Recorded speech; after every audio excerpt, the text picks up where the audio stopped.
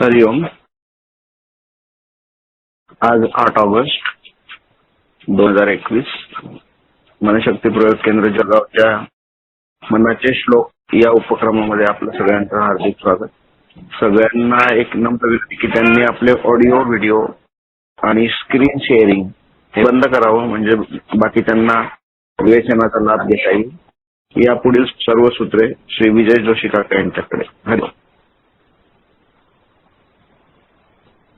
हरिओम. श्री समर्थ रामदास मनाचे श्लोक. आज आपण श्लोक 26 ते 30 हे बघणार आहोत.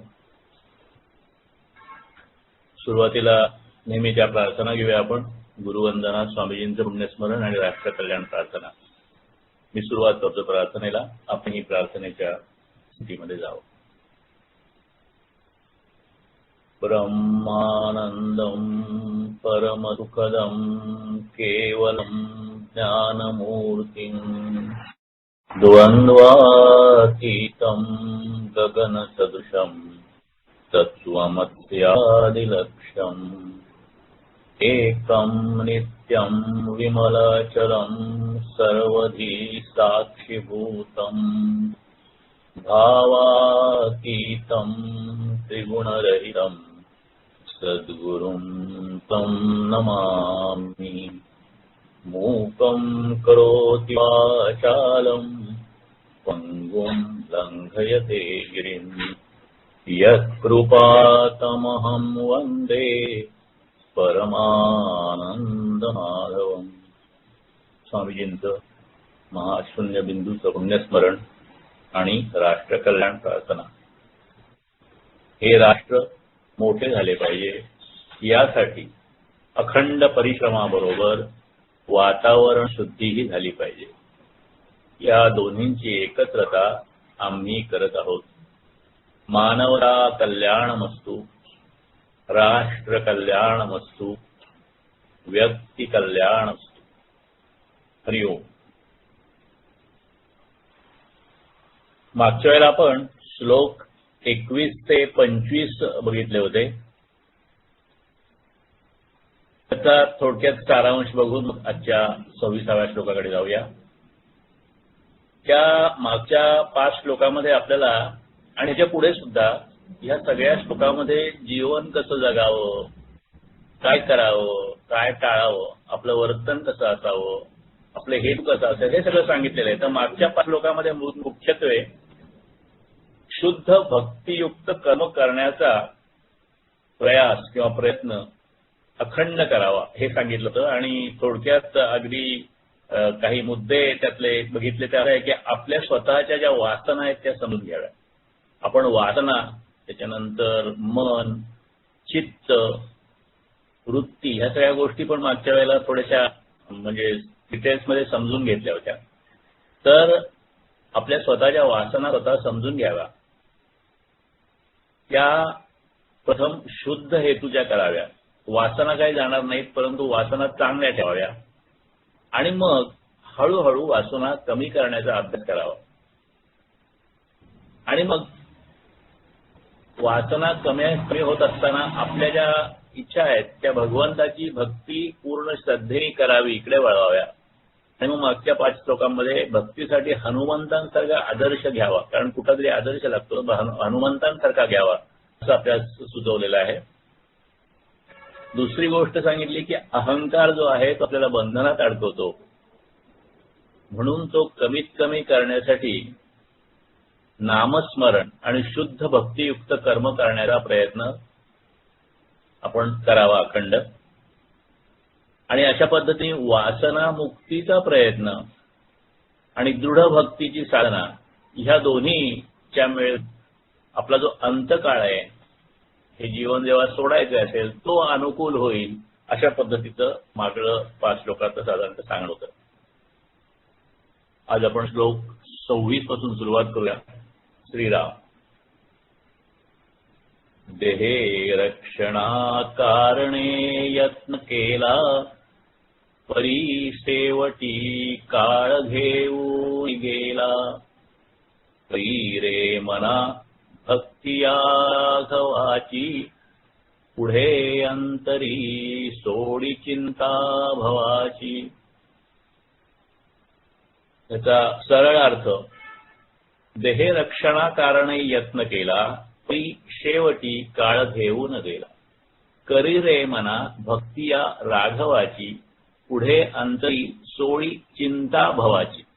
त्यातला हा भव हा शब्द आहे, तो भव म्हणजे संसार किंवा प्रपंच. सरळ अर्थ असा म्हणा की देहाला सांभाळून ठेवण्याचा माणसाने कितीही प्रयत्न केला तरी अखेर मृत्यू त्याला घेऊन जातोच. हे ध्यानात ठेवून हे मना भगवंताची भक्ती तू कर आणि एकदा भक्ती करून लागल्यावर मग तुझ्या मनात असणारी प्रपंचाची काळजी तू सोडून दे, असा त्याचा सरळ अर्थ आहे. आणि मग आपण हा थोडा सविस्तर अर्थ याचा बघू. आपण मागच्या वेळेला देहबुद्धी आणि आत्मबुद्धी या संकल्पना बघितल्या होत्या. देह म्हणजे मी म्हणजे देहबुद्धी आणि मी म्हणजे देह तर आहे परंतु खरा म्हणजे मी आत्मा की आत्मबुद्धी. आता देहबुद्धीच्या माणसाला दोन प्रकारच्या काळज्या असतात. एक काळजी असते मृत्यूची आणि दुसरी काळजी असते संसाराची, म्हणजे संसार कसा चांगला होईल आणि मृत्यू तर पटकन येणार नाही, या दोन काळज्या असतात. त्यापैकी मृत्यूची काळजी व्यर्थ असते, कारण ज्या कुठल्या पूर्वकर्माने आपल्याला जन्म येतो किंवा हा देह येतो त्या जन्मात जे जे आपल्याला करायचं असतं, भोगायचं असतं, आपलं जे प्रारब्ध असतं ते संपेपर्यंत काही मृत्यू येत नाही. आणि ज्या क्षणी पूर्व कर्म संपतं, प्रारब्धाचा भोग संपतो किंवा प्रारब्धाचं जे काही आपल्याला कार्य करायचं, कर्म करायचं संपतं, त्या क्षणी देह कालवश होतो म्हणजे मृत्यू पावतो. आणि त्या क्षणाला कितीही तुम्ही म्हणलं मृत्यू नको तरी ते काही चालत नाही. म्हणून मृत्यूची काळजी करण्यापेक्षा जो कोणी विवेकी किंवा विचारी माणूस आहे त्यांनी व्यवहारादृष्ट्या देह सांभाळून वागावं, म्हणजे देहाकडे दुर्लक्ष करू नये, तो सांभाळावा पण त्याचे लाड करू नये. आणि अध्यात्मदृष्ट्या मनाने कायम मृत्यूला तोंड देण्यासाठी तयार असावं. आता हे ती दुसरी ही मृत्यूची काळजी बरं झालं. आणि संसाराच्या काळजीची काय मौज अशी आहे की आपण काळजी केली किंवा न केली तरी संसार आपापल्या मार्गाने बिंदुवाट जात राहतो. म्हणून भगवंताच्या उपासकाने व्यवहारदृष्ट्या आपल्या संसारातल्या व्यक्तींची, वस्तूंची, आपल्या आयुष्यात किंवा संसारात येणाऱ्या घटनांची उत्तम काळजी घ्यावी. पण प्रपंचावरील भगवंताची मालकी ध्यानात घेऊन फार काही कुठली कशाची काळजी करू नये, कारण सगळं ते त्या पद्धतीने घडत असतं. म्हणजे थोडक्यात माणसाला जी भय आहे, भय, राग, धैर्य, शांती या चार मूळ भावना आपल्याला माहिती आहेत. आणि मुख्यत्वे भय आयुष्यभर कधी संपत नाही.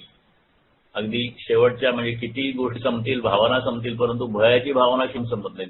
तर मुख्य दोन प्रकारची भय आहेत माणसाला. एक आहे देहरक्षणाचं भय आहे, दुसरं मृत्यूचं भय आहे. आणि देह हे काळाचं भक्ष्य आहे. काळ तो देह घेणारच आहे, तो कधीही जाऊ शकतो. हे सगळं आपल्या मनावर आयुष्याच्या सुरुवातीपासून ठसायला हवं, म्हणजे संसाराची, प्रपंचाची अति आसक्ती कमी व्हायला मदत होईल. म्हणजे हे जे संस्कार आहेत, हे जे शिक्षण आहे, हे कधीपासून काय व्हायला पाहिजे, तर अगदी लहानपणापासून, म्हणजे मुलांच्या आयुष्यापासून हे जे तथ्य आहे किंवा हे जे सत्य आहे ते त्यांना सांगायला पाहिजे. ते आपल्याकडे सांगितलं जात नाही. किंवा मृत्यू ही आपल्याकडे अत्यंत अभद्र अशी घटना समजली जाते आणि मृत्यूबद्दल काही विचारच राहायचा नाही. तर मृत्यू तर आहे, मग अमर काय आहे, तर तो आत्मा आहे. आणि त्या आत्म्याची भेट घ्यायची, हे जर का आपण अंतिम ध्येय ठरवलं तर आपल्याला आपोआप रामभक्तीची आवश्यकता पडेल. कारण आत्मा म्हणजे त्याच रामाचा, म्हणजे परमेश्वराचा एक अल्प अंश आहे. आणि म्हणून त्या अल्प अंशाची ओळख करून घेणं हे खूप आवश्यक आहे. आणि त्यासाठी आपल्याला ह्या परमेश्वराची भक्ती आवश्यक आहे. अनेक पराक्रमी लोक होऊन गेले आणि त्यांचं जीवन हे वरवर जरी यशस्वी वाटलं तरी अंतिमतः ते अत्यंत विषण्ण परिस्थितीत गेले. आणि त्याच्यामध्ये तो प्राचीन ग्रीसचा सम्राट सिकंदरची गोष्ट सांगतात की तो सगळी पृथ्वी प्रादाक्रांत करून अगदी शेवटच्या टप्प्यावर आणि मग ह्या ठिकाणी त्याचा जो काही त्या सैन्याचा तंबू पडला होता किंवा सैन्याचा तळ पडला होता त्या ठिकाणी अत्यंत आलिशान अशा त्या तंबूमध्ये विश्रांती घेऊन सुद्धा हा सिकंदर विलक्षण अस्वस्थ होता. आपल्या त्या आलिशान शामियानामध्ये फेऱ्या मारत फिरत होता. तो म्हणत होता अगदी ग्रीस पासून हिंदुस्थानपर्यंत आलो, पृथ्वी जिंकून मी जगत जिंकता आणि महान सेनापती ठरलोय. मी जेता आहे पण आता मला जिंकायलाच काही शिरलं नाही, उरलं नाही. आता मी काय जिंकू. आणि ह्या त्याच्या अहंकारामुळे त्याचं मन त्या क्षणी सुद्धा दुःख झालं. विषण्ण अवस्थेत त्याला काहीच सुचेना. तो त्याच्या शामियानाच्या बाहेर आला. रात्र चढत होती पण हा जगज्जेता सिकंदर मात्र जागाच होता. सगळी छावणी निद्रेच्या अधीन झाली होती. हा बाहेर आला शामियानाच्या. रात्र होती. टिपूर चांदणं सगळ्या चराचरावर सांडलं होतं. पण सिकंदर त्या चांदण्याचा आस्वाद घेण्याच्या मनस्थितीत नव्हता. त्याचा दुःखावेग अत्यंत अनावर झाला आणि त्या स्थितीत त्याच्या गळात एक हुंदका दाटून आला. तो ढसढसा रडायला लागला. त्याचा विचार होता मी आता काय जिंकू. सगळी भूमी माझ्या आधिपत्यात आली. आता मला जिंकायलाच काय उरलं नाही. आता काय करू. त्याचं हे सगळं हालचाल ऐकून किंवा बोल ऐकून एक सैनिक जागा झाला आणि तो बाहेरून पाहतो तर आपला सेनापती, महापराक्रमी सेनापती चक्क रडतोय. तो सिकंदर जवळ गेला. धैर्य करून त्यांना विचारलं की शहंशाह आपण रडता हा कशासाठी. तर सिकंदरनी सांगितलं गड्या मी जग जिंकून सिकंदर झालो पण आता काय जिंकू मी, पुढे काय. त्यावेळेला तो सैनिक पुढे आला. खूप धीर केला त्यांनी आणि म्हणाला शहंशाह मी एक सामान्य सैनिक आहे पण एक गोष्ट मी आपल्याला सांगू इच्छितो जर का तुम्ही मला परवानगी दिली तर. बोल म्हणला. या जगात तुम्हाला जिंकायला अजून एक गोष्ट बाकी आहे आणि ती अत्यंत अवघड गोष्ट आहे. ते म्हणजे माणसाचं मन. ते जिंकलं तर आपण खऱ्या अर्थाने जगत जिंकला व्हाल. मन अगाध अपरंपार असतं. त्याचं थांबता लागत नाही आणि खरं म्हणजे त्याला जिंकणं म्हणजे जगज्जेता होणं आहे. आपण त्याच्यावर विजय मिळवावा आणि मग आपल्याला कुठलंही दुःख राहणार नाही. आपल्या आनंदाला पारावार उरणार. हे त्या सैनिकाचे शब्द ऐकून सिकंदर एकदम अंतर्मुख झाला, शांत झाला. सैनिकाकडे पाहून तो म्हणाला तू म्हणतोस ती गोष्ट खरी आहे. मन जिंकणं तसं महाकर्म कठीण आहे पण मी लढेन आणि ज्या दिवशी मी माझं मन जिंकेन त्या दिवशी खरा जगज्जेता होईन, खरा जगज्जेता. पण इतिहास सांगतो की यानंतर काही दिवसातच वयाच्या 32व्या वर्षी तो पतीच्या प्रवासाला लागला. मृत्यूपंथा लागला आणि त्याला स्वतःचा शेवटचा क्षण दिसायला लागला. आणि त्याने आपल्या कमांडरला बोलावलं. म्हणाला नाही मी आता जगत. हा शेवटचा क्षण आलेला आहे आयुष्यातला आणि म्हणून माझे शेवटचे अंतकाळाचे उद्गार लिहून ठेव. आणि ते असे होते जोपर्यंत सिकंदर जीवनात होता तिथपर्यंत त्याला सर्व जगाची प्रचंड जिंकलेली भूमी नेहमी कमी वाटली. त्याला वाटलं अजून साम्राज्य वाढवावं, अजून साम्राज्य वाढवावं. पण आज बघा मला मृत्यूसमयी फक्त 6 फूट जमिनीवरच ताबा आहे. मी जिंकलेलं कुठलंही साम्राज्य आज माझ्या बरोबर येणार नाही. मी खूप स्वप्न पाहिली, हे आज करू, हे उद्या करू, पण आता काळाने माझ्याकडून सर्व हिसकावून घेतलंय. मला माझ्या शरीरासह सर्व इथं सोडून जावं लागत आहे आणि मी की जगज्जेता काळापुढे पूर्ण हतबल झाला आहे. आणि म्हणून देहरक्षणाचा प्रयत्न करणं आणि हव्यासानी जीवन जगणं हा एक हरलेला डाव आहे. कारण देह नाशवंत आहे. मृत्यूची ठरलेली वेळ कधीच टळत नाही. आणि म्हणून जो काळ आपल्यामध्ये उपलब्ध आहे ते सगळं करताना, इतर गोष्टी करताना रामाची भक्ती सुद्धा आपली चालली पाहिजे. आता माणूस हा मूलभूत असा कंजूस आहे. आपल्या स्वतःच्या मालकीची कुठलीही गोष्ट पटकन आपण सोडत नाही, आणि ती तर खूप महत्वाची वस्तू असेल तर आपण मुळीच सोडत नाही. कारण आपण थोडाफार त्याग केला तर सुद्धा आपल्याला त्याची पावती हवी असते. आणि मग सर्व आयुष्यभर अत्यंत काळजीने सांभाळलेला देह सोडताना माणसाला किती प्रचंड दुःख होत असेल. ही जी देह आसक्ती आहे ती विरघळण्यासाठी आयुष्याचा उपयोग केला पाहिजे. पण ही कशात विरघळेल? देह आसक्ती कशात विरघळेल? सोनं म्हणता कशातही विरघळत नाही. एक विशिष्ट रसायन जर केलं, तेजाब म्हणतात, त्याच्यातच ते विरघळतं. तशी ही देह आसक्ती जी आहे ती कशातही विरघळणार नाही. ती विरघळासाठी एकच रसायन आहे, ते म्हणजे राम रसायन. त्या राम रसायनातच ती विरघळू शकेल आणि मग शेवटी होणार दुःख ठरेल. म्हणून सर्व व्यवहारी जीवन जगताना, संसार जगताना रामनामाची संगत माणसाने कायम ठेवावी, ती कधीही सोडू नये, असं समर्थ आपल्याला अत्यंत आपुलकीने सांगत आहे.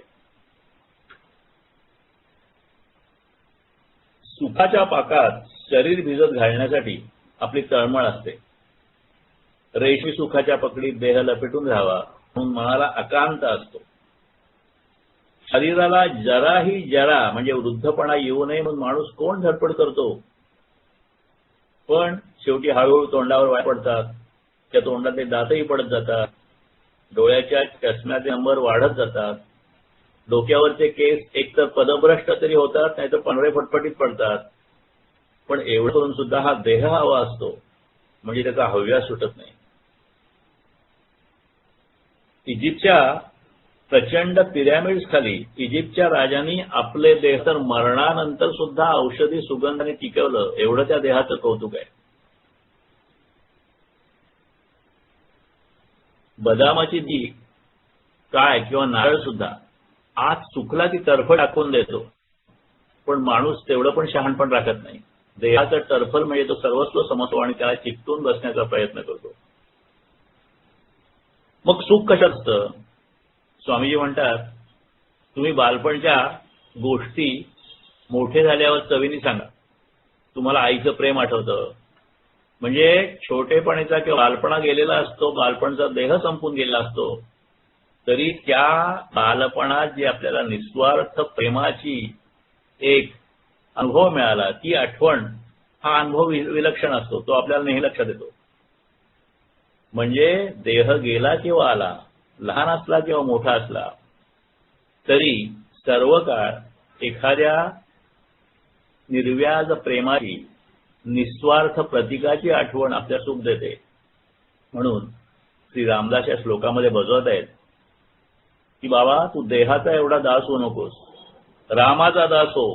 केव्हा हा देह जाणारच आहे, त्याबरोबर घ्यावयाच्या संसार सुखात फार गुंतून पडू नकोस.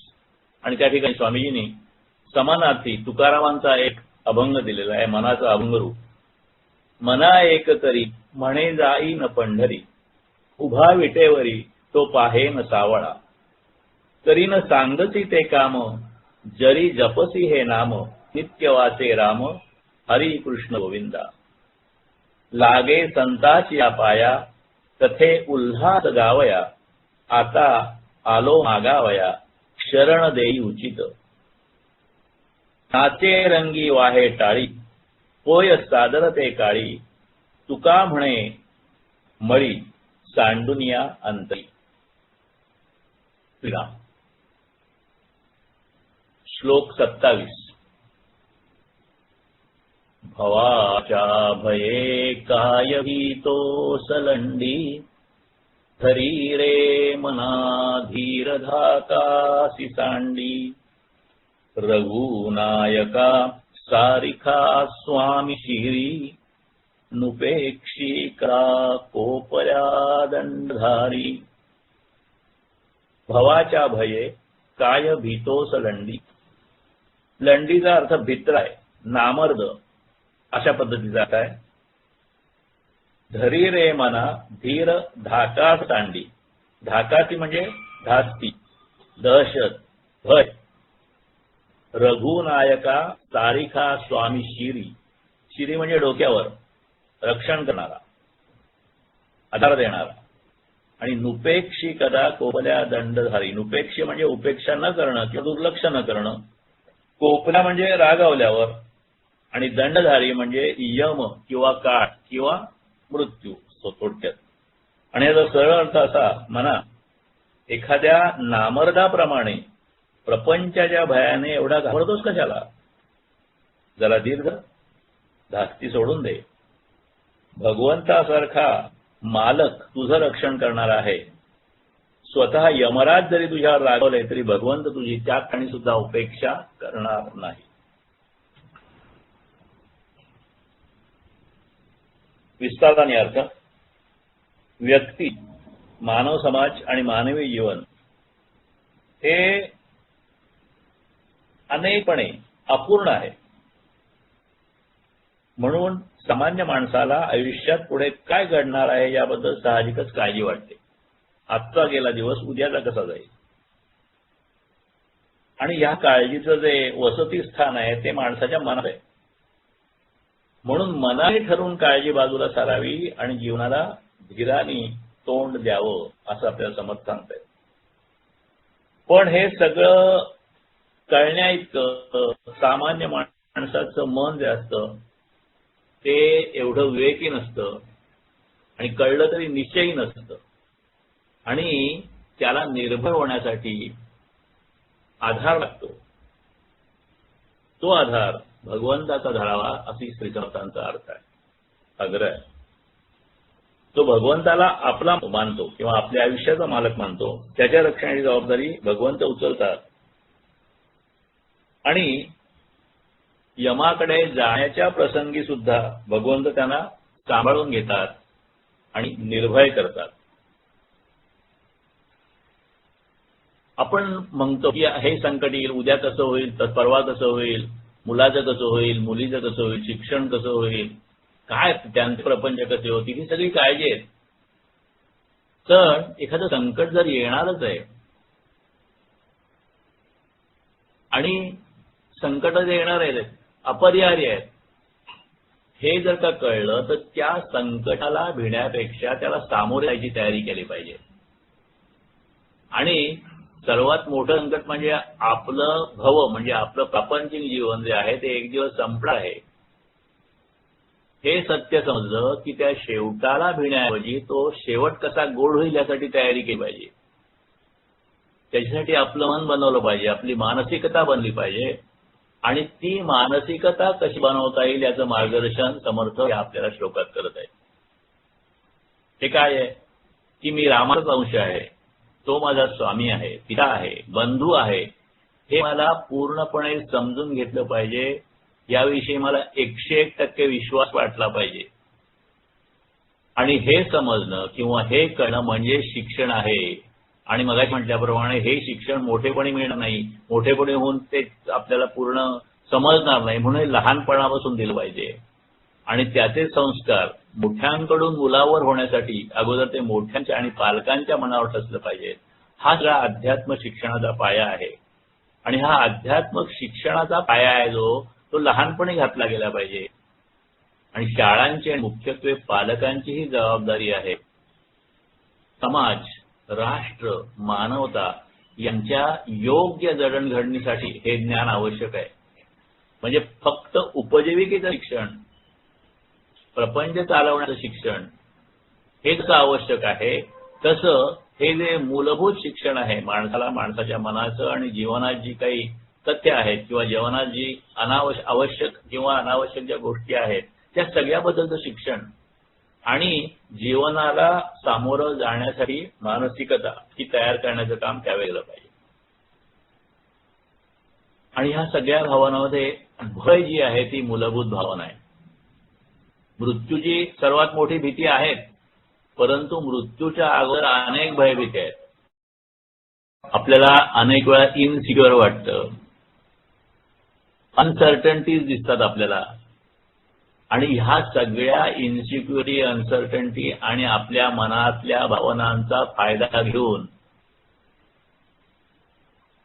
बुवाबाजी अध्यात्मामध्ये बोकाळते आणि अध्यात्माच्या नावाखाली चुकीचे लोक चुकीचे पद्धतीने सल्ले देतात आणि मग त्यामुळे अस्सल अध्यात्म बदनाम होतं. अध्यात्म ही कुठली हायपोथेटिकल गोष्ट नाही, अत्यंत सायंटिफिक गोष्ट आहे. म्हणून भयाला निर्भय करणारं मूल आपल्या ठायी जन्म घ्यायला पाहिजे. आपल्या मनात भयाला निर्भय करणारं मूल आपल्या मनात जन्म घ्यायला पाहिजे. आणि ते कुठलं मूल आहे तर ते सत्य हे ते मूल आहे. आणि अंतिम सत्य म्हणजे परमेश्वर आहे, परमात्मा आहे. म्हणून हे अंतिम सत्य आपल्या जीवनात येण्यासाठी, प्रत्येक माणसाच्या जीवनात येण्यासाठी त्यांनी परमेश्वराचं अधिष्ठान स्वतःच्या मनात निर्माण करायला पाहिजे. आणि मी ह्या घराचा मालक नाही, मी ह्या प्रपंचाचा मालक नाही, तर मी विश्वस्त आहे. आणि आपल्याला प्रपंचातलं जे सर्व आहे म्हणजे काय, मुलं आहेत, बाळं आहेत, संपत्ती, पत्नी, संबंधी, लौकिक जे जे काही आपण मिळवलं आहे ते सगळं परमेश्वराने आपल्याला सांभाळायला दिलेली ठेव आहे. म्हणजे विश्वस्ताकडे जसं ठेव असते किंवा एका विश्वस्ताकडे एखादी गोष्ट ही सांभाळायची, तशी आपल्याला ती परमेश्वराने दिलेली ठेव आहे. म्हणून मूल, बाळ, संपत्ती, घरदार ह्या बाबतीत आपण मालकासारखं न राहता एखाद्या विश्वस्ताप्रमाणे कर्तव्य करून अलिप्त झालं पाहिजे. विश्वस्ताचं काम काय असतं की त्यांनी एखादी गोष्ट आहे त्याचा व्यवस्थित कारभार सांभाळायचा आणि मग तो कारभार कुणाला तरी नंतर देऊन आपण वेगळं व्हायचं. तर अशा पद्धतीने संसार केला पाहिजे असं आपल्याला समर्थ या निमित्ताने सांगतायत. आणि हे निर्भयत्व आपल्यामध्ये येण्यासाठी आपण अखंड रामनाम आणि रामकार्य याच्याशी संलग्न किंवा जोडून राहायला पाहिजे, हे इथे आपल्याला समर्थ सांगत आहेत. कितीही जंपलं तर देहाची स्थित्यंतर होतात. म्हणजे बालपण जातं, तरुणपण येतं, तरुणपण जातं, प्रौढपण येतं, प्रौढपण येतं, वृद्धत्व येतं आणि शेवटी मृत्यू येतं. हे सगळं माणसाला कळतं. पण तरी सुद्धा देह जाईल म्हणून तो भीतीत जन्म घालवतो माणूस. स्वामीजींनी नेपोलियनची गोष्ट दिलेली आहे की गोळ्याच्या वर्षावात हा नेपोलियन अत्यंत प्रसिद्ध फ्रेंच की ज्यांनी अनेक पद्धतीचे पराक्रम केले हा सेनानी, तो गोळ्यांच्या वर्षावर घाबरत नसे. तो गोळ्यांच्या वर्षाव सुरू झाला असला बंदुकीच्या गोळ्यांचा तरी त्याच्यामध्ये शिरे आणि लढे. आणि कोणी विचारलं तर सांगायचा की मला मारणारी गोळी अजून कोणत्याही कारखान्यात तयार झालेली नाही. म्हणजे तो निर्भय कशा झाला होता, त्याचा विश्वास होता की मी मरणार नाही गोळीने, मला मारणारी गोळी. आता हा विश्वास जो आहे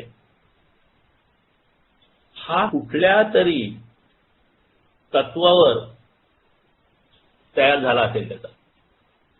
म्हणजे कुठेतरी निष्ठा असेल, कुठल्या तरी योग्य ठिकाणी जर का आपलं विश्वास असेल तर त्या ठिकाणी अशा प्रकारचा निश्चय निर्माण होतो. आणि मग स्वामीजी म्हणतात की ती निष्ठा किंवा आपला तो आधार रामापेक्षा मोठा असू शकणार नाही. आणि रामदास सांगतात आपल्याला, अरे भित्र्या मना, हा भवसागर तारून कसा जाणार म्हणून तू भीतोयस, तू धीर धर आणि मनातला धाक सोडून दे. तुझ्या डोक्यात, बुद्धीमध्ये, मनामध्ये रामा श्रेष्ठ पण तू सदा बाळग. मग साक्षात दंडधारी म्हणजे यम जरी आला तरी त्या संकटात, त्या प्रसंगाला राम तुझं संरक्षण करेल, राम तुझ्याकडे दुर्लक्ष करणार नाही. आता मृत्यू समोर आला म्हणजे राम काय करणार आहे? रामाच्या अंगात मृत्यू टाळण्याचं सामर्थ्य आहे का? खुद्द रामा आणि कृष्णाला सुद्धा देह सोडून जायला लागला की नाही? मग मृत्यूपासून राम आपल्याला कसं सोडवेल हा जर का प्रश्न असेल तर आम्ही जे आपल्याला सांगतो की या सगळ्या शंका व्यर्थ आहेत. मृत्यू कोणी टाळू शकत नाही हे परमसत्य सगळ्यांना माहित आहे. किंबहुना मृत्यू ही जन्मा इतकीच आवश्यक अशी जीवाची अवस्था आहे असं तर ज्ञानी लोक समजतात. आणि म्हणून ह्या सगळ्या ज्ञानाच्या मर्यादेत ज्ञानी मनुष्य जेव्हा रक्षणाची गोष्ट करतो तो मृत्यूपासून देहात रक्षण करण्याची गोष्ट बोलत नसतो, तर मृत्यूच्या भीतीपासून रक्षण करण्याची तो गोष्ट बोलत असतो. नेपोलियन निर्भय राहिला, शिवाजी राजे निर्भय राहिले, गुरु गोविंद सिंग निर्भय राहिले, आणि म्हणून त्यांच्या अनुयायांनी निर्भयतेने जग जिंकलं.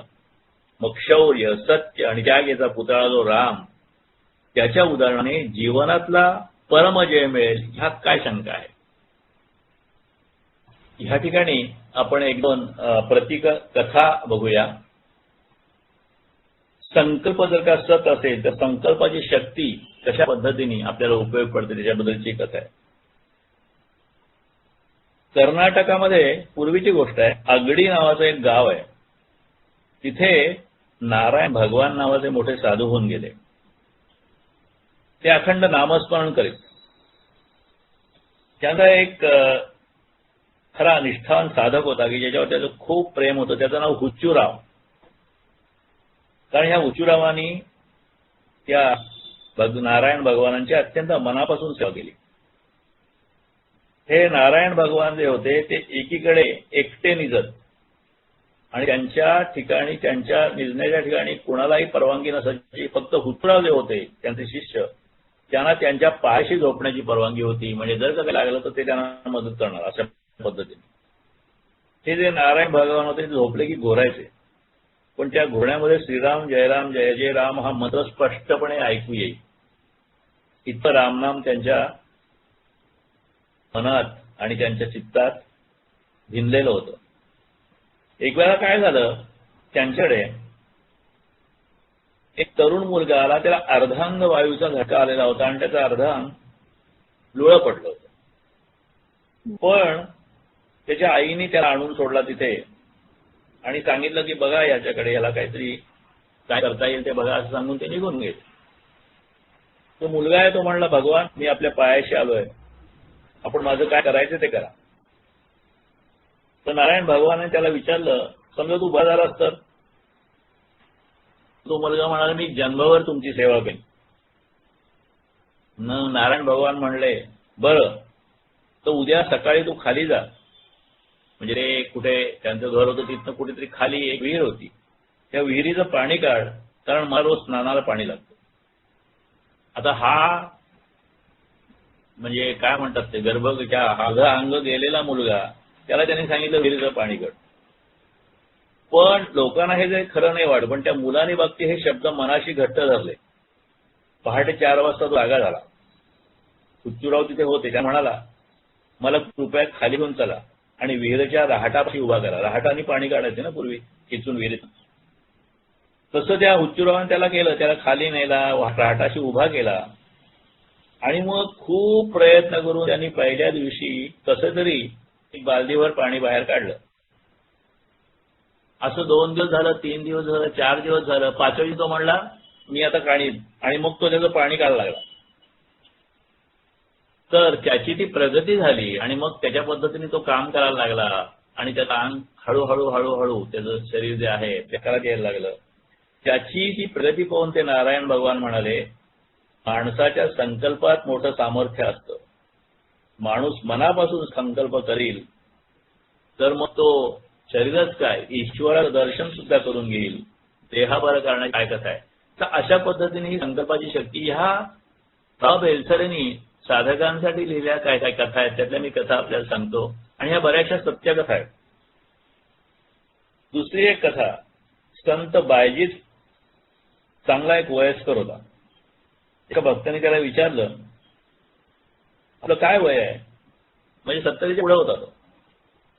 तर बायजीतने त्या उत्तर दिलं. बायजीत हे संत होता, संताचं नाव आहे बायजीत. तर संतांनी उत्तर दिलं त्याला की माझं वय 5 वर्षाचं आहे. आता हा वयस्कर माणूस दिसतोय, वृद्ध माणूस दिसतोय आणि हा सांगतोय माझं वय 5 वर्षाचं आहे. मग विचारणारा माणूस गप्प बसला, कारण शेवटी तो संत आहे.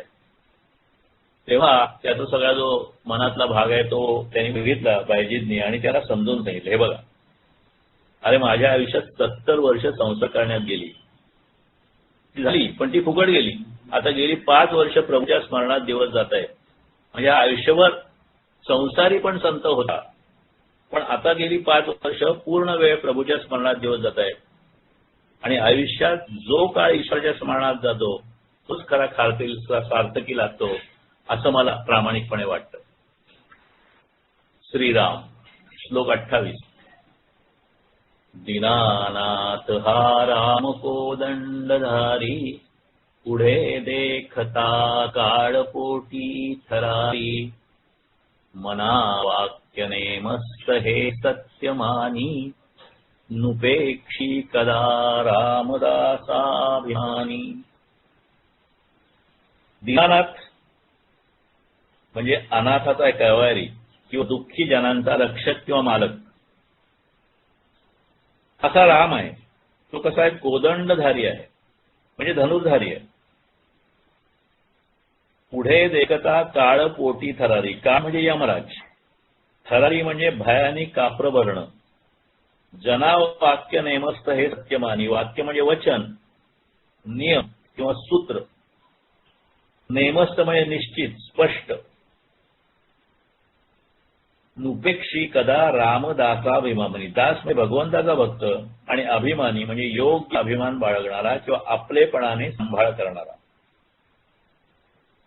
सरळ अर्थ, भगवंत खरोखर दुःखी जनांचा कैवारी आणि रक्षक आहे. त्याला समोर पाहताच प्रत्यक्ष यमराजाला देखील भयानी काप्र भरतं.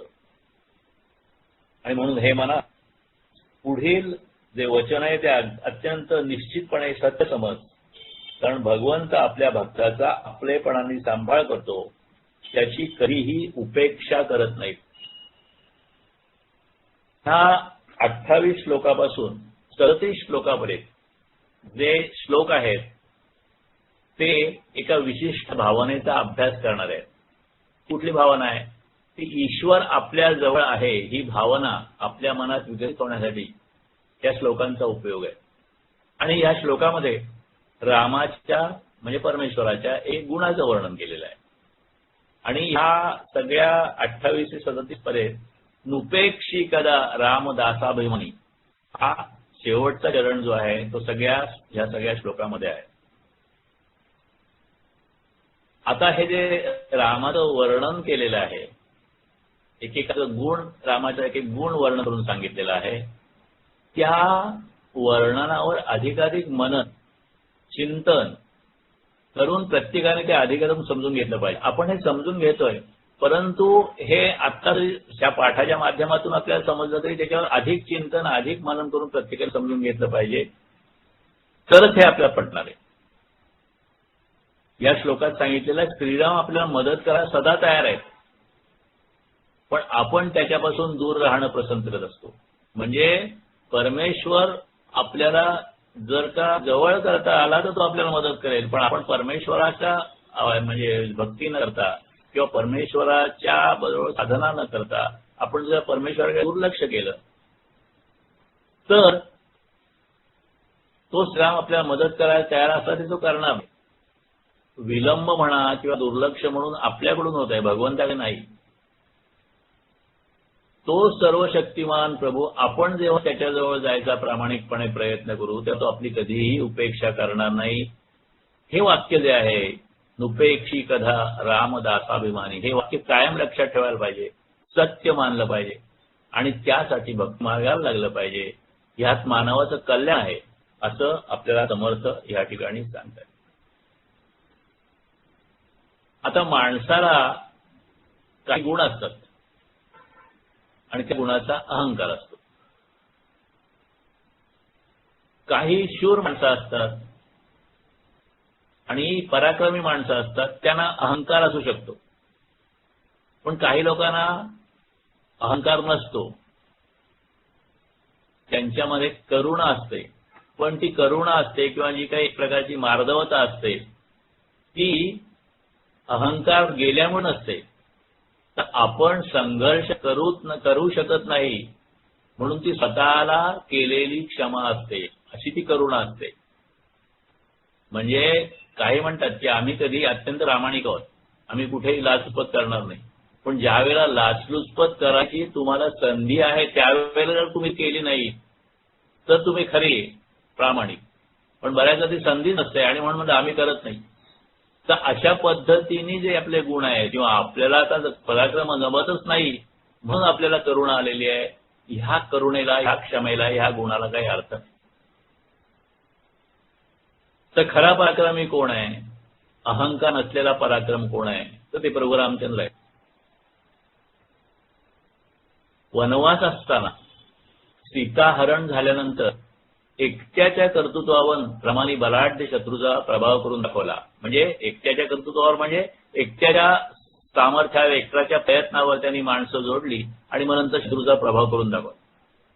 असा तो पराक्रमी कोदंडधारी महापराक्रमी आहे. त्याच्या ठिकाणी शौर्य आहे पण अहंता नाही. असे अद्वितीय रामगुण आहेत. पण आपली जर काय श्रद्धा असेल, आपण जर का अश्रद्ध असू, जर का आपण श्रद्धा दरिद्री असू, तर ह्या सगळ्या रामकथा ज्या आहेत आपण वाचतो, ऐकतो, कीर्तनात, कथेत किंवा रामचरित्रात, कृष्णचरित्रात, त्या सगळ्या आपल्याला भाकड वाटतात आणि मग आपल्याला त्या आपल्या अहंकारी वृत्तीमुळे निर्भयता प्राप्त होत नाही. म्हणून पूर्ण श्रद्धेने राम उपासना म्हणजे परमेश्वराची उपासना म्हणजे अंतिम सत्य मार्गाची उपासना केली पाहिजे.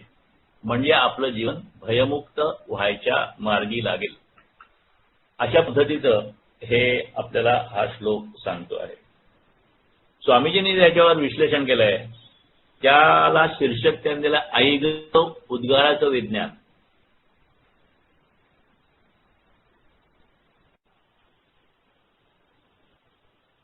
धनुष्यधारी रामाची भक्त पूजा करतो. रामाच्या त्या आकृतीमध्ये धनुष्य धरलेलं असतं, पण प्रत्यक्ष आयुष्यात राम काही 24 तास धनुष्याला बाण लावून उभा नसतो.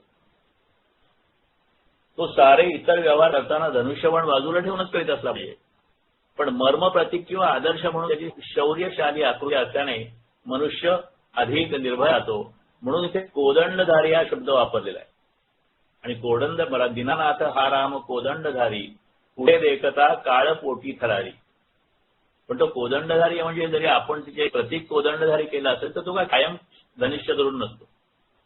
म्हणून स्वामीजी सांगतात की लहानपणी ज्या ज्यावेळी आपल्याला भीती असेल तेव्हा ते मूल काय करतं, आईकडे मिळतं. आईकडे त्याला आश्रय मिळतो.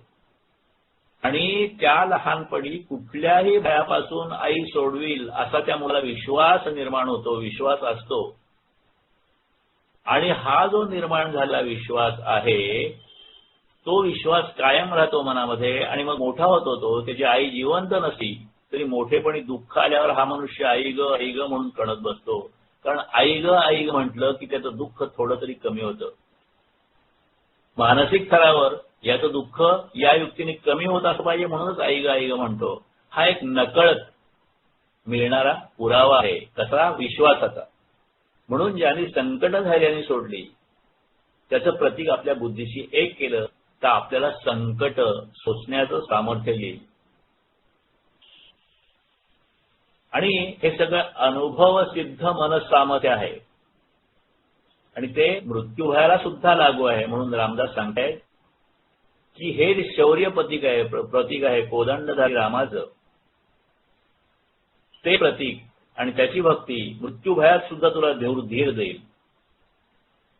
ज्या लोकांनी हे शौर्य प्रतीक जवळ केलं त्यांना निर्भयतेचा नेमस्त निरपवाद अनुभव आहे. कारण राम चैतन्याला सुद्धा आपल्यावर विश्वासणाऱ्या भक्ताचा अभिमान आहे. म्हणजे राम भक्ती ही ऍक्च्युली सत्याची भक्ती आहे. राम पराक्रमी आहे आणि त्या रामाचं कृपा साध्य करण्यासाठी मी सुद्धा भक्तीचा एक उदंड पराक्रम करतो आहे. हा जो विश्वास आहे, ह्या विश्वासातून राम मला नक्की सहाय्य करील हा एक प्रकारचा आधार प्राप्त होतो. आणि म्हणून त्यासाठी आपण स्वतःवरचं प्रेम किंवा अहंकार आहे तो हळूहळू कमी करून रामावरचं प्रेम वाढवलं पाहिजे असं या ठिकाणी आपल्याला समर्थ सांगतात. श्रीराम. श्लोक 29. पदी राघवाचे सदा ब्रीज गाजे, पळे भक्तिरीपू श्रीकाम विवाजे, पुरी वाहिली सर्व जेणे विमानी, नुपेक्षी कदा रामदासाभिमानी. पदी राघवाचे सदा ब्रीद गाजे. ब्रीद म्हणजे प्रतिज्ञा किंवा व्रत किंवा बाणा. गाजणे म्हणजे दुमदुमणे, जगजाहीर होणे. वाजणे. भय भक्ती रिपू श्री कांबी वाजे. रिपू म्हणजे शत्रू, कांबी म्हणजे धनुष्याची कांबीट किंवा कंटा, धनुष्यदंड. पुरी वाहिली सर्व निर्णय विमानीची. पुरी म्हणजे अयोध्या नगरी, अयोध्यापुरी. आणि नुपेक्षी गदा रामदासा विमानी. भक्ताचं रक्षण करण्याची भगवंताची प्रतिज्ञाच आहे. भगवान रामचंद्राच्या पायातील तोडर ती प्रतिज्ञा जगजाहीर करतो. भक्तांचे शत्रू असतात त्यांच्या डोक्यावर रामचंद्र आपला धनुष्यदंड जोराने मारतो, म्हणजे शत्रूचा नाश करतो. श्रीरामाने अयोध्येच्या सगळ्या नागरिकांना विमानात बसवून वैकुंठात नेलं अशी गोष्ट आहे. त्याचा अर्थ की यांना आध्यात्मिक पातळीवर उच्च ठिकाणी नेलं, म्हणजे त्यांची आध्यात्मिक पातळी स्वतःच्या आदर्शांनी किंवा स्वतःच्या सानिध्याने त्यांची वाढवली. आणि दासाभिमानी जे भगवंत असतात ते आपल्या दासाची कधीही उपेक्षा करत नाहीत, असा त्याचा अर्थ आहे. आता भक्तांचं संरक्षण भगवंत करतात, पण आपण भक्त चरित्र वाचली तर काय आपल्याला दिसतं? भक्त आपल्या सत्कार्याने लोकांना प्रिय होतात, पण ते प्रिय झाले की काही लोकांकडून भक्तांचा ठेवा होतो. आणि हा भक्तांचा ठेवा असेल होतो असं नाही. तर भगवत चरित्रामध्ये आपण बघितलं की भगवंताला सुद्धा त्रास सहन करावा लागतो. आता संत तुकाराम अत्यंत लोकांसाठी जगणारे संत होते. अखंड त्यांनी लोकांसाठी काम केलं. त्या संत तुकारामांच्या ज्या अभंगाच्या वया होत्या त्या त्याच वेळच्या लोकांनी इंद्रायणीत बुडवल्या. ज्ञानेश्वर आणि भावंड लहानपणी अनन्य पद्धतीने त्याचा छळ केला समाजातल्या लोकांनी. आता हा जो छळ होतो हा आपल्याला संत चरित्रात दिसतो. किंवा रामाला सुद्धा अत्यंत खडतर लहानपण होतं. प्रत्यक्ष तारुण्यात सुद्धा ज्यावेळेला गादीवर बसायचं किंवा राज्य घ्यायचं त्यावेळेला राज्य सोडून याला जायला लागलं. श्रीकृष्णाचा तर जन्मच तुरुंगात झालेला आहे आणि लहानपण अत्यंत प्रतिकूल ठिकाणी असं झालेलं आहे. आता हे जे आपल्याला संत चरित्रात किंवा देवचरित्रात दिसतं ते त्या भक्तांचा परीक्षा काळ असू शकतो. म्हणजे आपण प्रारब्धाची गोष्ट बघतो की जसं प्रारब्ध आहे जन्म झाल्यानंतर प्रारब्ध भोगायला लागतं, परंतु त्यांचा जो परीक्षा काळ आहे त्या परीक्षा काळात ते परीक्षा पास होतात. अत्यंत प्रतिकूल परिस्थितीचा भक्त कसोटीला उतरतात. प्रभू यांचं जीवन रामदासांचं आपण जर बघितलं संत रामदासांचं तरी पहिली आयुष्याची 36 वर्ष त्यांची अत्यंत कठीण काळात गेली आहेत. म्हणजे पहिली 12 वर्ष लहानपणचं घरात जे काय असेल ते, पुढची 12 वर्ष नाशिक आणि त्या ठिकाणी केलेली उपासना आणि पुढची 12 वर्ष भारत भ्रमण. अत्यंत प्रतिकूल परिस्थिती, परंतु प्रत्येकाने भगवंत भक्तीने किंवा भगवंताच्या भरोशाने ते सगळे कसोटीला उतरतात आणि भगवंत त्यांचं रक्षण करतो. कारण भक्त रक्षण हे भगवंताचं ब्रीद आहे. आणि उदाहरण दिलं या श्लोकामध्ये ते की प्रभू रामचंद्रांची अशी एक गोष्ट सांगतात की त्यांनी अयोध्यावासियांवर आणि अयोध्यावासियांनी प्रभू रामचंद्रावर इतकं प्रेम केलं की शेवटी या सगळ्यांना प्रभू रामचंद्रांनी उद्धाराचा मार्ग दाखवला. पण हे सगळं बोलायला जरी सोपं असलं तरी सर्वसामान्यांना हे काही सोपं नाही. कारण आपण सगळेजण प्रपंच आणि भौतिकात गुंतले आहोत. अशा पद्धतीने आपली वर्षाची आयुष्याची अनेक वर्ष आपण घालवली आहेत. एक उपमा दिलेली आहे की तो आंबा असतो, हापूसचा आंबा, तो आपण खातो आणि त्याची आंब्याची जी कोय किंवा जी बाटी उरते ती कितीही धुतली तरी त्यातला गोडपणा पूर्ण राहणार नाही. किंवा स्वामींनी चौवार्षिकमध्ये उदाहरण दिलं होतं की दुधाचं, घट्ट दुधाचं जे पातेलं असतं त्या पातेल्यामध्ये आपण ते दूध उकळतो आणि नंतर ते पातेलं आपण किती घासलं तरी त्याचा ओशटपणा जात नाही. तसं आहे प्रपंचाचं. आपण जेवढा म्हणून प्रपंचाला गुंता सोडवायला लागतो तेवढा तो कमी होण्याची वाढत जातो. कारण शेवटी आपण व्यवहारी मार्गाने प्रयत्न करत असतो आणि ते प्रयत्न करत असताना मला कळत आहे, मला समजत आहे, माझे निर्णय हे सगळे आपल्या अंतर्गतातले अज्ञान, अहंकार आणि षड्विकार रूपी शत्रू असतात. पण भगवंत भक्तीच्या मार्गावर जे साधक प्रामाणिकपणे सातत्याने वाटचाल करीत असतात त्यांच्यामध्ये हे आतले शत्रू हळूहळू कमी होतात. कारण भगवंताची साधना ही आतल्या शत्रूचा विनाश करण्याचं काम करतात. म्हणजे एका पद्धतीने भगवंत ते आपले आतले अंतशत्रू असतात, अहंकार शत्रू असतात, ते काही करतात. कारण भक्त रक्षण करण्याची भगवंतांची प्रतिज्ञा आहे. म्हणजे आपण जर का त्या ठिकाणी भगवंतांच्यावर विश्वास ठेवून त्यांचं चिंतन केलं तर हळूहळू त्या चिंतनाने आपल्यातले जे रिपू असतात, आपल्यातले जे आपले दोष असतात ते कमी होतात असं सांगितलेलं आहे. आणि मग भगवद्गीतेमध्ये त्यांनी 9व्या अध्यायामध्ये हे सांगून टाकलेलं की अनन्न भावे चिंतुनी भजती भक्त जे मज सदा मिसळले त्यांचा मी योगक्षेम चालवी. योगक्षेम म्हणजे एकदा अनन्य भावाने जर का भक्त माझ्यात एकरूप झाले, माझ्यात जर का मिसळून गेले तर त्यांची सगळी जबाबदारी मी घेतो. योगक्षेम ह्याचा अर्थ फक्त जेवण खाण नाही. योगक्षेमचा भगवद्गीतेचा अर्थ अभिप्रेत असा आहे की त्यांना जे काही प्राप्त होण्यासारखं वस्तू आहे त्याचं तर रक्षण मी करीनच, पण जी अप्राप्य वस्तू आहे म्हणजे हे आत्मज्ञान म्हणा किंवा प्रभू प्रेम त्याचं सुद्धा त्याला प्राप्ती होते. फक्त अट काय की तुला अनन्य भावे माझ्याकडे यायला हवं. कुठली तरी अपेक्षा, कुठली तरी इच्छा बाळगून जर का तू माझ्याकडे येणार असेल तर चालणार नाही. फक्त जर अनन्य भावे शरणाला तर मी त्याचा नोकर आहे असं भगवंत म्हणतात. श्री एकनाथ सदनी माधवजी सर्व काम हे करतो स्वकरे चंदन घाशी गंगे ते पाणी कावडी भरतो. ही आपल्याला गोष्ट माहिती आहे. एकनाथांच्या ठिकाणी त्या ठिकाणी तो पाणक्या झाला होता पांडुरंग.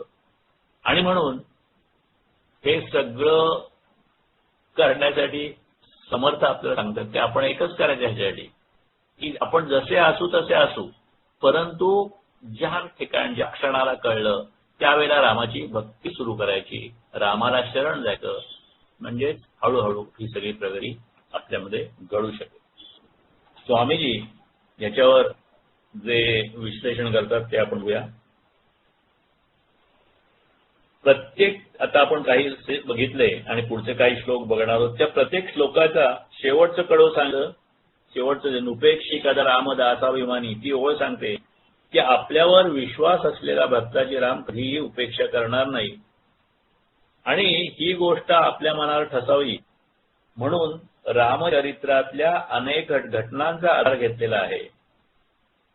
आणि ह्या श्लोकामध्ये जी घटना घेतलेली आहे त्याच्यामध्ये अयोध्यापुरीला श्रीरामाने विमानातून नेऊन परमोच्च स्थिती दिली असा दाखला आहे. म्हणजे एक एक गुण सांगतायत रामाचा. आपण बघितलं प्रत्येक श्लोकामध्ये एक एक गुण एका ठिकाणी सांगितलं की तो कोदंडधारी आहे, तो पराक्रमी आहे. इथे ते सांगितलं जो अत्यंत दयाळू आहे आणि भक्तावर प्रेम करणार आहे. आणि इथे अयोध्येचे त्यांनी उदाहरण दिलेलं आहे. ह्या आधीच्या श्लोकाच्या पहिल्या चरणात सांगितलं होतं की रामाचं ब्रीद असं आहे की आपल्यावर विश्वास असणाऱ्यांचं रक्षण करायचं. आता ह्या ठिकाणी परी ब्रीद गाजे ह्याचा अर्थ पायात असलेलं तोडर रुमझुम असतात असा काही जण करतात, परंतु तोडरी ब्रीद गाजे ह्याचा अर्थ थोडासा वेगळा आहे.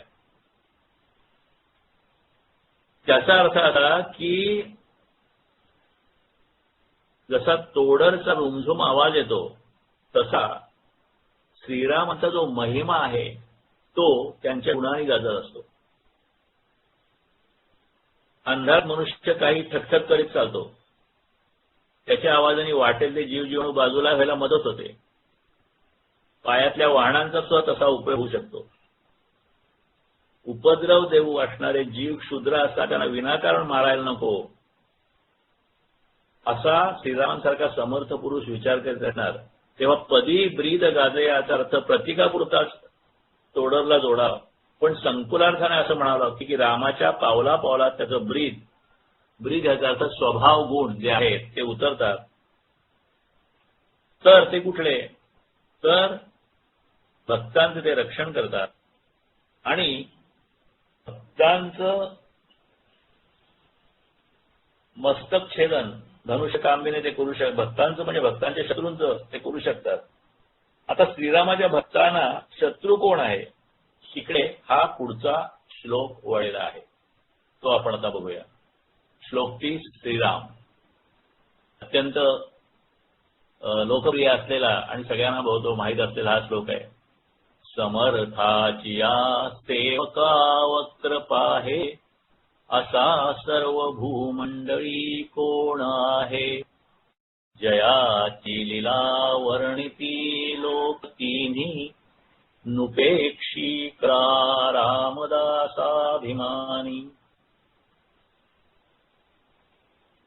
समर्थाची या सेवका वक्र पाहे. समर्थ म्हणजे बलिष्ठ, अधिकारी, उच्च पदस्थ.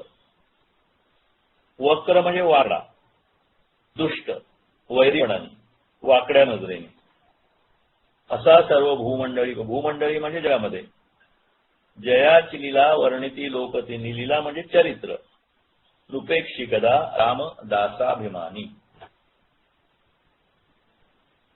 भगवंत सगळ्यात वरिष्ठ असल्यामुळे, बलिष्ठ असल्यामुळे त्याच्या दासाकडे वैरीपणाने बघेल असा या जगामध्ये कोणी नाही. त्रैलोक्यामधल्या सर्व लोक त्या भगवंताचं चरित्र वर्णन करतात आणि दासाभिमानी भगवंत जे आहे ते आपल्या दासाची कधीही उपेक्षा करत नाही, असा हा याचा सरळ अर्थ. भगवंत आपल्याला सांभाळतो अशी मनोमन ज्या खात्री असते, तो किती निर्भयपणे जीवन जगतो हे श्लोकावरून ध्यानात आणावं. त्याच्या मनाची पातळी खूप वरची असल्याने या जगामध्ये द्वेषाचं, मत्सराचं, वैराचं जे बाण असतात किंवा जो त्रास असतो तो त्या भक्ताच्या पर्यंत पोचत नाही. आणि उपमास दिलेले आहे की एखादं लूज भरलेलं वेडं कुत्र जर का अंगावर आलं तर आपण ज्याप्रमाणे पटकन बाजूला सरतो, त्याप्रमाणे रामाचा जो खरा भक्त आहे तो द्वेष मत्सरापासून मनाने बाजूला जातो आणि तो निर्भय राहतो. अशा पद्धतीचा हा त्याचा अर्थ आहे. आणि म्हटल्याप्रमाणे हा सगळ्या भक्तांना काय श्लोक आहे की समर्थाची या सेवका वक्र आहे, असा सर्व मंडळी कोण आहे. म्हणजे सगळ्या भक्तांना एक खंबीर असं आश्वासन देणारा हा श्लोक आहे. जयाची लीला वर्णती लोकतिनी, म्हणजे भगवंताची लीला बऱ्याचदा अगम्य वाटते. ती कशी वाटते की आपण मगाशी म्हटल्याप्रमाणे श्रीरामाने 14 वर्ष वनवास स्वीकारला. श्रीकृष्णाने अनेक युद्ध जिंकली पण कुठल्याही राज्याचा कधी उपभोग घेतला नाही. तसं संतांनी सुद्धा प्रचंड लोकोत्तर कार्य त्यांच्या जीवनात केलं, परंतु त्यांचं जीवन कार्य आणि त्यांचं महत्व हे अनेक वेळा आपल्याला असं दिसतं संत चरित्रामध्ये की त्यांच्या जीवनात लोकांना कळतच नाही. ते गेल्यानंतर अनेक वर्षांनी ते लोकांना कळतं, त्यांचं महत्व लक्षात येतं, त्यांचं वाङ्मय लोकांना समजतं की खूप अर्थपूर्ण आहे. आणि मग संत तुकाराम, संत ज्ञानेश्वर, संत एकनाथ सगळ्यांच्या बाबतीत असं घडलंय. आणि त्यांच्या किंवा भगवंताच्या लीलांचं गुणगान, चरित्राचं गुणगान नंतर गायलं जातं.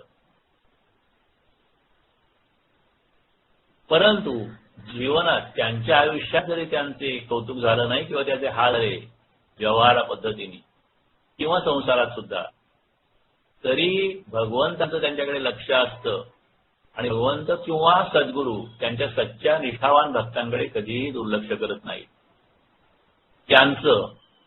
त्यांच्या सत्कार्याचं ते नेहमी संरक्षण करतात. चिंता करीतो विश्वाची नावाचं पुस्तक समर्थ चारित्र्यांचं आहे, सुनील चिंचलकरनी लिहिलेलं आहे. त्याच्यात त्यांनी हे म्हणजे एक उदाहरण दिलेलं आहे या संबंधात की ज्ञानेश्वर महाराजांनी ज्ञानेश्वरी लिहिली, पण ज्ञानेश्वर महाराजांच्या निर्वाणानंतर जवळजवळ 400 वर्ष ज्ञानेश्वरी ही अज्ञात होती. कुणाला माहित नव्हतं ते ज्ञानेश्वरी. त्यांची समाधी पण अज्ञात होती.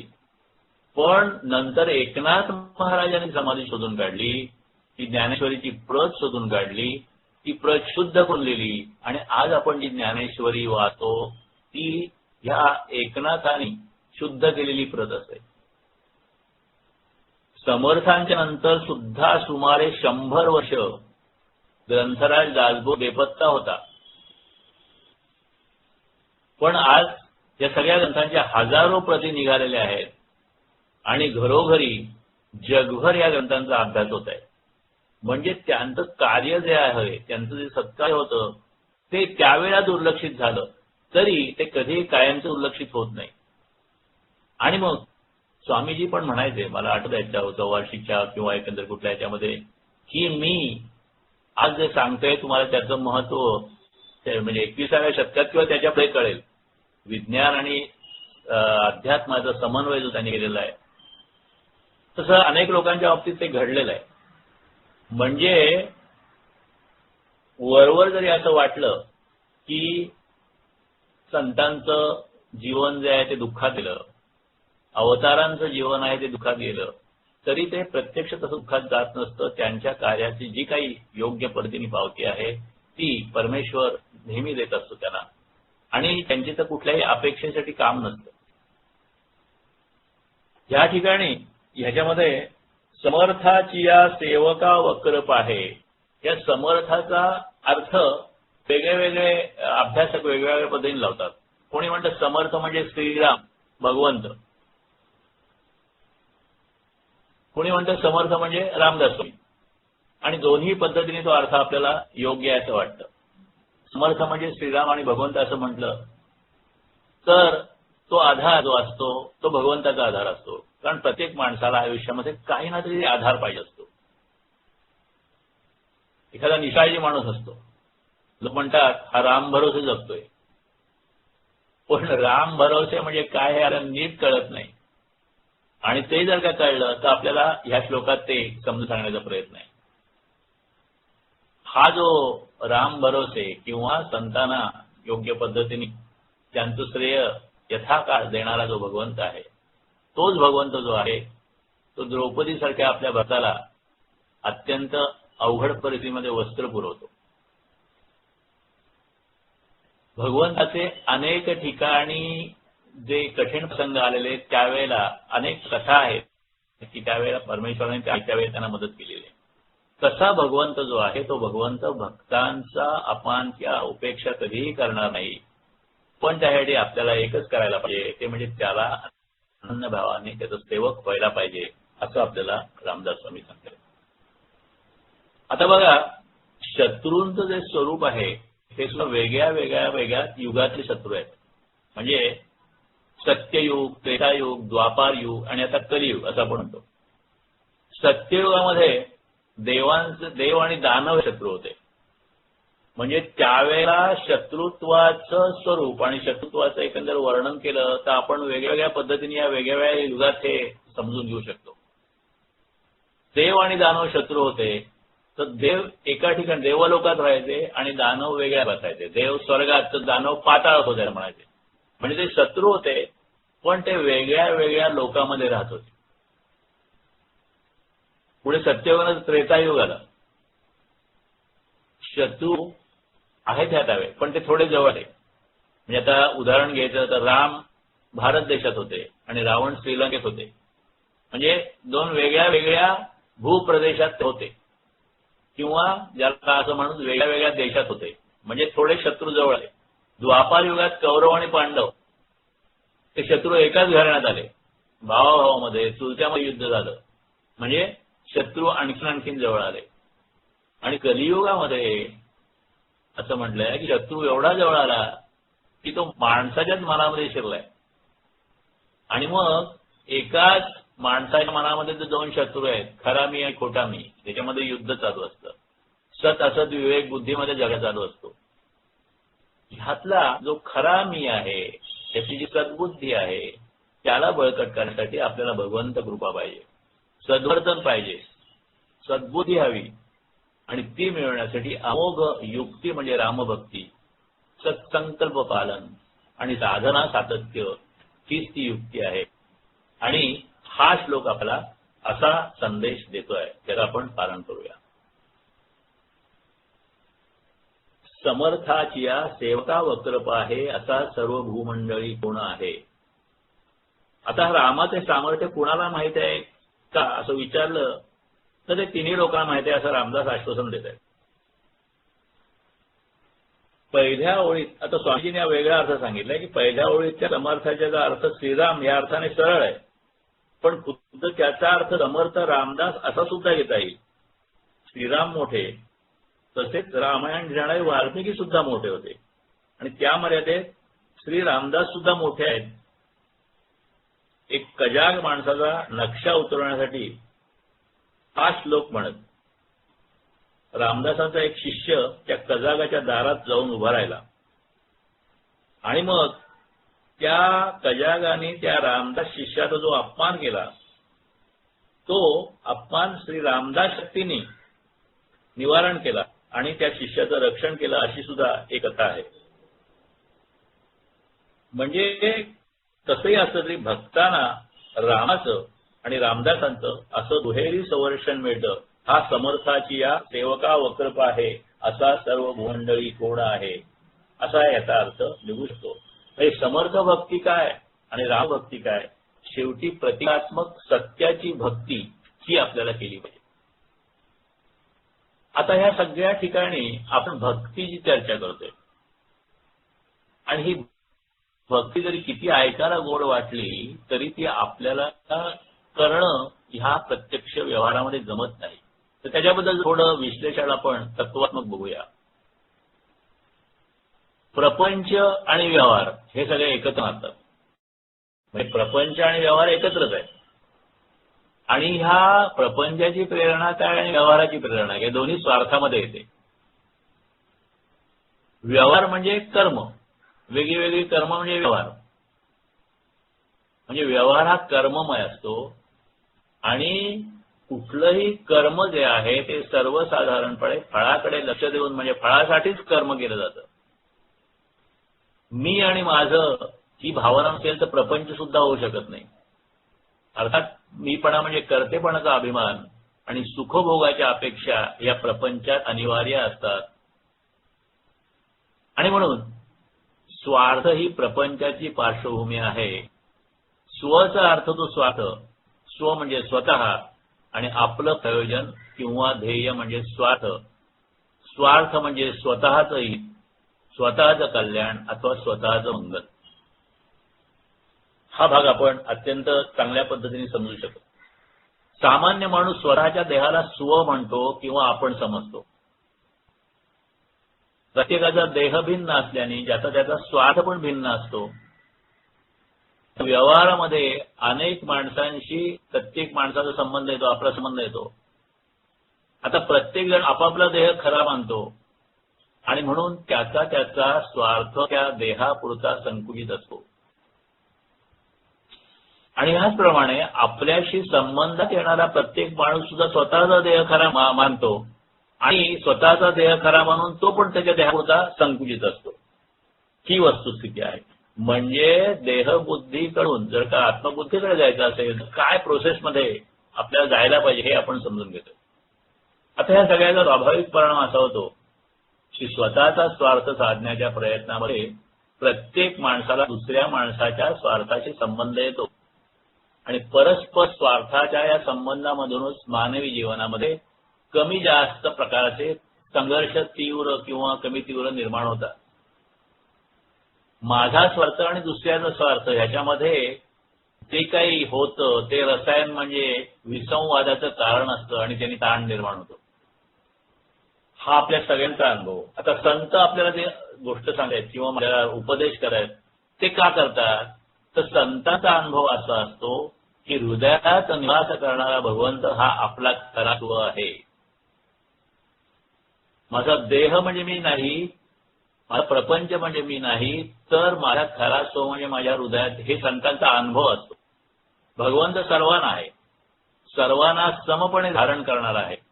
सर्वांतर्यामी भगवंत जसा माझ्या हृदयात निवास करतो तसा तो प्रत्येकाच्या हृदयात तितक्याच आपलेपणाने राहतो, विलसतो. हे त्याने कळतं त्यांना. माझ्यामधील भगवंत आणि दुसऱ्यामधील भगवंत हे परमात्मपणाने एकच स्वरूप आहेत. भगवंताच्या दृष्टीने सर्व माणसांची स्वरूप धारणा किंवा स्वभाव एकच आहे. अर्थात प्रत्येकाचा स्वार्थ एकच आहे. हृदयस्थ भगवंताचे दर्शन हा प्रत्येक माणसाचा खरा स्वार्थ आहे. तेच खरे हित आहे, तेच अंतिम कल्याण आहे आणि तेच परममंगल आहे, हा संतांचा अनुभव असतो आणि खात्री असते. भगवंताच्या नादी जो लागतो त्याच्या हातून दुसऱ्याच्या अकल्याणाचं काहीही घडणं शक्य नसतं. कारण त्याच्या दृष्टीने त्याला स्वतःला जे कल्याणकारक असतं तेच इतरांना सुद्धा कल्याणकारक असतं आणि जे दुसऱ्याला कल्याणाचं नसतं ते त्याच्या सुद्धा कल्याणाचं असू शकत नाही. भगवंत यच्चयावत प्राणीमात्रांच्या हृदयात ठाण मांडून बसलेला आहे. जो कोणी भगवंताचं अनुसंधान ठेवतो तो स्वतःचं कल्याण तर करून घेतोच, पण त्या प्रक्रियेमध्ये दुसऱ्याचंही कल्याण करतो. तो ते करतो म्हणण्यापेक्षा त्याच्याकडून हा जो त्याचा परार्थ आहे तो परार्थ हे सगळं त्याच्याकडून साधून घेतो. भगवंताचं होण्यात आपलं कल्याण आहे हे जाणून प्रपंचात जो भगवंताचं अनुसंधान ठेवून वागतो तो निस्वार्थ बनतो. तो केवळ स्वतःपुरता राहत नाही, त्या प्रपंचात संकुचितपणा उरत नाही. भगवंताच्या अनुसंधानाने स्वार्थ मी नाहीसा होतो आणि त्याच्या मागोमाग स्वार्थ आणि परार्थ यातलं द्वैत सुद्धा नाहीसं होतं आणि मग राहतो तो केवळ परमार्थ. आणि मग हे संत जे असतील ते अविवाहित असो किंवा विवाहित असो त्यांचा प्रपंच जो आहे तो सगळ्यांसाठी चालतो. संत एकनाथांचं उदाहरण या ठिकाणी आपल्याला बघता येईल. हे प्राप्त होण्यासाठी आपण अखंड रामनाम आणि रामकार्य यांच्याशी संलग्न किंवा जोडून राहायला पाहिजे. त्यासाठी साधना केली पाहिजे, प्रयत्न केला पाहिजे, कंटाळा तरी केला पाहिजे असा उपदेश श्री समर्थ इथे करत आहे. अशी भक्ती एकदम साधणं सोपं नाही. ह्या ठिकाणी ह्या सगळ्या भक्तीचा स्वामी विज्ञानाने समन्वय केलाय मला वाटतं, तो आपल्याला सांगतो की ही अशी भक्ती एकदम साधणं सोपं नाही, पण त्या दिशेने जाण्याशिवाय दुसरा मार्ग पण नाही. म्हणून ह्या दिशेने प्रवास सुरू होण्यासाठी सुरुवातीला सगळा नाही दिवस, परंतु दिवसातला 1 तास किंवा 6.25% तरी सत्कृती संकल्प म्हणजे स्वतःचा विचार त्या पलीकडचं काम, निदान दिवसा माझी रोज 1 तास स्वार्थ नसलेलं काम हा साधक संकल्प सांगतायत. आणि ह्याचं जर का आपण पालन केलं तर यथाकाळ योग्य मार्गावर प्रगतीसाठी ते उपयुक्त असतं आणि आपण मग समर्थ सांगतात त्या राममार्गाला लागू शकतो. आता आपण जे 26 ते 30 या ठिकाणी श्लोक बघितले त्याचा थोडक्यात सारांश असा. श्रीराम, जीवन हे क्षणभंगूर आहे. जर भव म्हणजे आपलं प्रापंचिक जीवन एक दिवस संपणार आहे हे सत्य समजलं की त्या शेवटाला भिण्याऐवजी तो शेवट असा गोड होईल यासाठी तयारी केली पाहिजे. आपली मानसिकता बनवली पाहिजे आणि ती मानसिकता कशी बनवता येईल याचं मार्गदर्शन समर्थ या श्लोकामध्ये आपल्याला करत आहेत. भगवंत आणि सद्गुरू यांच्या सच्च्या निष्ठावान भक्ताकडे ते कधीही दुर्लक्ष करत नाहीत.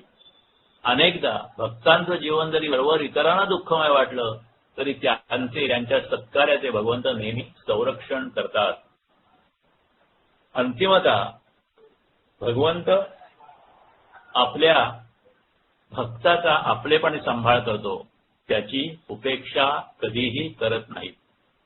मी आता आत्मचिंतन प्रार्थना करतो सगळ्यांसाठी, कारण शेवटी आत्मचिंतनच आपल्या ह्या मनाच्या श्लोकाच्या मार्गाला नेऊ शकतं. ती सुद्धा बरोबर योग्य शब्दात दिशा या प्रार्थनेत दिलेली आहे. ही प्रार्थना झाल्यानंतर मग आपल्या नेहमीप्रमाणे 5 श्लोक अंजलीताई म्हणतील आणि मग आपली जळगाव केंद्राची असेल तर ती प्रार्थना घेतली जाईल. आत्ता आपण जे देहबुद्धी, आत्मबुद्धी आणि आत्मबुद्धी जाळण्यासाठी निदान एकाच निस्वार्थ संकल्पाचा मार्ग ह्या केलं जे आपण थोडक्यात आढावा घेतला त्याच्या पार्श्वभूमीवर ही प्रार्थना, आत्मचिंतन प्रार्थना. ही प्रार्थनेचे शब्द बोलतो आपण आपापल्या ठिकाणी या प्रार्थनेच्या अर्थात रूपवा. माझ्या आंतरिक शक्तीला स्मरून मी माझे स्वतःचे खरे कल्याण करून घेण्याचा निश्चय करीत आहे. माझे व्यक्तिमत्व आजवर मी जसा वागलो तसे बनले आहे. माझ्या या पुढल्या प्रेरणा चांगल्या राखण्याचा मी निश्चय करीत आहे. मला आलेल्या वाईट अनुभवांबद्दल मी इतरांना दोष देण्याऐवजी आत्मचिंतन करीन. खोटे समाधान घेण्यापेक्षा धैर्याने आणि सद्बुद्धीने काम करीन. त्यामुळे मला यश मिळेल, शांती मिळेल आणि ती टिकेल. ज्या प्रमाणात मी हे चिंतन करीत आहे त्या प्रमाणात ती शांती मला आताही मिळत आहे. हरिओम तत्सत ब्रह्मार्पणमस्तु. श्रीराम. अंजली म्हणा श्लोक 26 ते 30. जय जय रघुवीर समर्थ श्रीराम. देहे रक्षणाकारणे यत्न केला, परी शेवटी काळ घेऊन गेला. करी मना भक्ती या राघवाची, पुढे अंतरी थोडी चिंता भवाची. भवाच्या भये काय भीतो सलंडी, धरी रे मना धीर धाकास सांडी. रघुनायका सारिखा स्वामी शिरी, नुपेक्षी कदा कोपल्या दंडधारी. दीनानाथ हा राम कोदंडधारी, पुढे देखता काळ पोटी थरारी. मना वाक्यने मस्त हे सत्य मानी, नुपेशी कदा रामदासाभिमानी. पदी राघवाचे सदा ब्रीद गाजे, बळे भक्तरी पू श्री कांबी वाजे. पुरी वाहिली सर्व येणे विमानी, नुपेक्षी कदा रामदासाभिमानी. समर्थाची या सेवकावर कृपा आहे, अदा सर्व भूमंडळी कोण आहे. जयाची लीला वर्णिती लोकतीनी, नुपेक्षी कदा रामदासाभिमानी. श्रीराम. जय जय रघुवीर समर्थ. हरिओम. सुप्रियाताई पटवे आता प्रार्थना म्हणते. अनंत अस्तित्वाचे आणि विशालतेचे प्रतीक असलेल्या महाशून्य बिंदूचे एकाग्र चिंतन करून मी ही प्रार्थना करीत आहे. माझी आंतरिक शक्ती विकसित होण्यासाठी ही प्रार्थना मला सहाय्यभूत हो. माझ्या मनाच्या दृढ निश्चयाने शरीरातील असंख्य पेशी आणि संवेदके यामध्ये अपूर्व ऊर्जा निर्माण होऊ शकते. मानसिक धैर्य, शांती आणि ज्ञानपूर्ण निष्ठा यामुळे माझी आंतरिक शक्ती अधिक बळकट होत आहे. या प्रक्रियेचा भाग म्हणून आरोग्यपूर्ण जीवनासाठी माझी प्रतिकारशक्ती, सुरक्षक शक्ती अधिकाधिक दृढ हो ही प्रार्थना. हे सर्व शक्तिमान निसर्गा, मी माझ्या जीवनाला हेतू विशालतेचे ज्ञान, सत्कर्म आणि सर्व कल्याणाचा संकल्प याची जोड कायम ठेवीन. या ज्ञानशुद्ध प्रयत्नाने माझे, कुटुंबाचे, समाजाचे, राष्ट्राचे आणि मानवतेचे कल्याण हो ही प्रार्थना. हरिओम तत्सत ब्रह्मार्पणमस्तु. हरिओम तत्सत समतार्पणमस्तु. हरिओम तत्सत ब्रह्मार्पणमस्तु. हरिओम. हरिओम. कोणाला काही बोलायचं असलं तर हरकत नाही. हरिओम. जोशी काका बोला बोला. छान झालं. हा? एकदम छान झालं वाटतं. ओके, धन्यवाद. कोण हरिओम. बोलतंय? कळलं नाही मला. कोण बोलतोय? विखे पाटील बोलतायत पुण्यावरून. Okay okay okay. अच्छा. विखे पाटील. बरं, हरिओम. भगवान पाटील. हो, पाटील. हरिओम. भगवान म्हणलेले काय मग काय प्रश्न नाही आहे. मागच्या वेळेचं सुद्धा तुमचं खूपच छान झालं होतं आणि बरं. त्याची जड्जची स्टोरी फार आवडली मला. अहंकार सांगितली बरं बरं. मागच्या वेळेच्या नावामध्ये. ओके प्रल्हाद कुलकर्णी बोलतोय. बोला सर, बोला. नमस्कार. या सर, तुम्ही एक छान आदर्श घालून दिलेला आहे आणि म्हणजे ज्ञानदानाबरोबर ते चांगलंच करताय तुम्ही, पण बाकीचं पण बघितलं तुमचं खूपच छान. तुम्ही एक आदर्श आहात सगळ्यांसाठी. हा एक काहीतरी करायचं होतं, मग ती संधी आली खूपच छान. खूपच छान. हा उपक्रम झाला की सगळ्यांना मिळून करू वाटलं तर तसंच. ओ येस जरूर जरूर जरूर. यावेळेला ऑर्गनाईज करता नाही आलं म्हणून एकट्यानेच करून टाकलं. चालेल. आणि तुमचं विवेचन नेहमीसारखं चांगलं आहे. खूपच छान.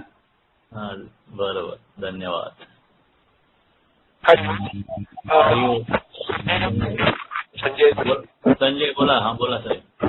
जोशी सर, नेहमीप्रमाणे सुंदर विवेचन, प्रश्नच नाही. 27व्या श्लोकातलं मालक आणि विश्वस्त हा कन्सेप्ट थीम आहे. आणि दुसरं म्हणजे राम भरोसे हा शब्द दोन वेगवेगळ्या पद्धती म्हटला, ते अर्थ ते वेगवेगळे ही एक हे तुमचं विश्लेषण खूप छान झालं. म्हणजे असंच पाहिजे ऍक्च्युअली फीडबॅक. आपण राम भरोसे हिंदू ऑइल वगैरे असं म्हणतो. होतो. आणि हा राम भरोसे म्हणजे जीवनाचा अर्थ कसा आहे, सगळं त्याच दोन शब्दांवर राहायचं आहे. फारच मजा आली. सुंदर. धन्यवाद. तुम्ही जे बदाम आणि नारळाबद्दल उपमा दिली ती खूप अतिशय आवडली. धन्यवाद. प्रवचन चांगलं झालंच, पण त्यातल्या ती गोष्ट खूप जास्त आवडली. अच्छा. ओके. रवींद्र जोशी सर, धन्यवाद. चालेल, ठीक आहे. मग लॉग आउट करूया आपण. ओके. खांदे ठीक आहे ना, करू लॉग आउट. हरिओम. हरिओम. हो काका, चालेल. हरिओम. काही असलं तर आपल्या ग्रुपवर टाकायला हरकत नाही. आणि काकांनी जसं सांगितलं की पुढच्या वेळेला ह्या मनाचे श्लोकच्या समाप्तीला आपण एखादा चांगला उपक्रम जसा काकांनी घेतलाय तसं घेऊ. त्यात जळगाव केंद्रही सहभाग करेल. काही हरकत नाही. हरिओम.